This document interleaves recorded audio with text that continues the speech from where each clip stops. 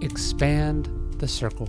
At the 1932 Summer Olympics in Los Angeles, a flashy Japanese equestrian named Shunzo Kido gave one of the most remarkable performances in the history of sport. He managed to grab the lead in a 22.5-mile 50-obstacle endurance race that he didn't normally compete in, that his horse wasn't even trained for. A teammate had been injured and Kido replaced him, but then suddenly, clear of the pack and over the second-to-last jump, a gold medal nearly within his grasp, he pulled the reins and dropped out of the race. Why?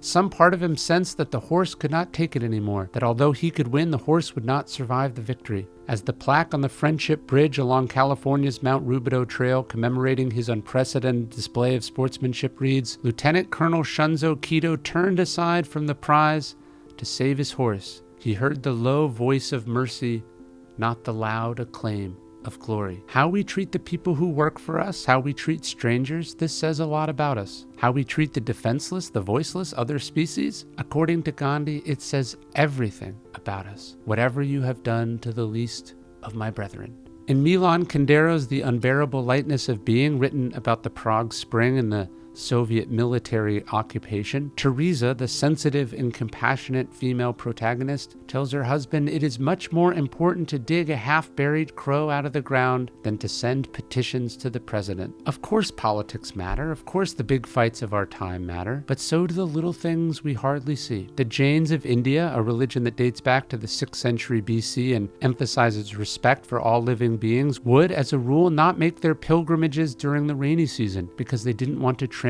on the new grass underfoot. What a beautiful and kind practice to build one's plans around. A practical as well as metaphorical reminder that even our smallest choices ripple through the world around us. It was certainly influential to Gandhi, whose vegetarianism was the mother of all his other compassionate decisions. One ancient philosopher would say that kindness was bigger than justice, because justice was about the law, about human beings, but kindness was also about how we treat animals and all living creatures. That's what the Stoics were trying to do, to expand the definition of whom they owed kindness and justice to. Leonardo da Vinci is known for his brilliant paintings and his creations, but his friends? They knew him as the kind of person who would see a caged bird in a market and buy it only so he could set it free. Before Lincoln even knew what slavery was, his moral empathy was awakened when his younger stepbrother, John Daniel Johnson, caught a turtle and smashed it against a tree for fun. The turtle's painful and pointless death was too much for the boy, who began, his stepsister reflected, to preach against cruelty to animals, contending that an ant's life was to it as sweet as ours to us. So of course, years later, when Lincoln first saw slaves chained together, strung together precisely like so many fish on a trot line, as he vividly described it, he was just as appalled. This was no way to treat anyone or anything. Of course, it's easier not to stop and think about what it must be like for a bird in a cage. It's easier to think only of the smell when you pass a factory farm, to think only of price as you're weighing two very differently sourced items at the supermarket. It's a pain to stop to catch a dog in the street, but just as we must concern ourselves about how the other half lives, we must consider the lives of billions and billions of other life forms on this planet. Have you watched the famous video where Coco the gorilla, after years of watching Mr. Rogers on television, finally gets to meet the man? In an instant, she reaches down to remove his famous blue shoes, a gesture of neighborliness from across the animal kingdom, a reminder that evolution has given many species the capacity for kindness too, and as a result, obligates us to be kind too. Cato the Elder, Cato's great-grandfather, was judged in his own time for the way he used up the animals that worked on his farm. Not content with simply benefiting from their labor, he worked them to death and then replaced them. It was plenty legal and surely profitable. That didn't make it right. It's good that we recoil when we hear it, just as we do when we look at an old map and learn that just a few generations ago, our ancestors divvied up an entire continent by what they could take from it. The Gold Coast, the Ivory Coast, the Slave Coast. It's naive to think that these impulses, this crude exploitation, has simply disappeared. We must examine the thoughtless, profitable cruelties in our own way of living, in our own businesses, and do our best to resolve them, or at least mitigate them. The work of Temple Grandin, for instance, has helped reduce the suffering in slaughterhouses, just as the work of animal rights activists has challenged millions of people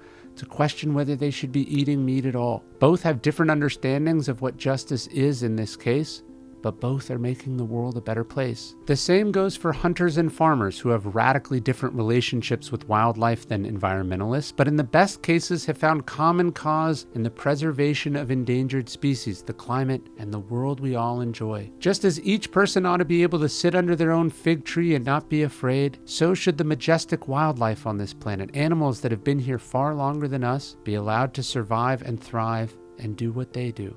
And not just the majestic species or the cute ones, the fig tree itself deserves protection. The vine deserves rich soil. The rivers should flow unpolluted. The grass should be able to grow so high it bends under its own weight. As Marcus Aurelius once observed, the whole world is a temple, the Stoics said. Nature is God. We commit a sacrilege when we abuse it. A man is really ethical, Albert Schweitzer wrote, only when he obeys the constant laid on him to help all life which he is able to succor, and when he goes out of his way to avoid injuring anything living. He does not ask how far this or that life deserves sympathy as valuable in itself, nor how far it is capable of feeling. To him, life as such is sacred. That's what made Schweitzer a vegetarian and put aside most of his philosophical work to run medical clinics in Africa. He had a beautiful phrase that came to him on a boat trip in what is now Gabon, Africa, a reverence for life. We have to care about all life forms, even though our lives are besieged by so many more personal or urgent cares, because it says something about us, because it is a legacy we will leave the future, and in fact, it may well determine whether there is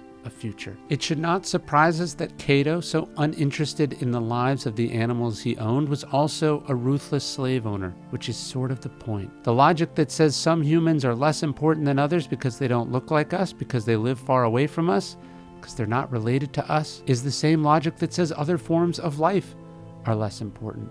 This is not only anathema to the principles of justice, it's corrupting and dangerous to the person who holds it. Unkindness, indifference, cruelty in one area bleeds over. It's also the opportunity. The more we open our hearts in one area, the more open we can be in others. By expanding the circle, as the philosopher Peter Singer terms it, we make the world better. We also make ourselves better. Every day, I send out one Stoic-inspired email totally for free. Almost 1 million people all over the world. If you want to take your Stoicism journey to the next level, I would love for you to subscribe. It's totally for free. You can unsubscribe at any time. There's no spam. Just go to dailystoic.com/email. Love to see you there.